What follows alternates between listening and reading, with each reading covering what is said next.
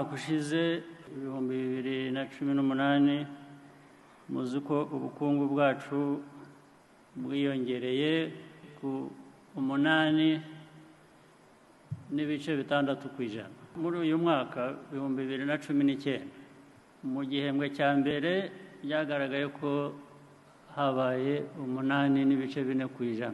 Igihembwe cya kabiri ni 12.2%.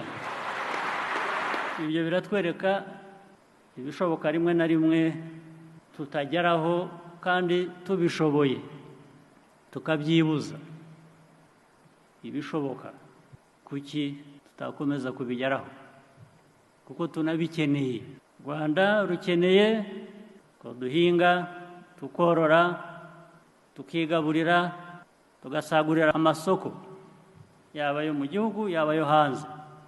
Dukeneye amashuri, dukeneye amavuriro, dukeneye ikoranabuhanga, dukeneye ibintu byose biteza abantu imbere.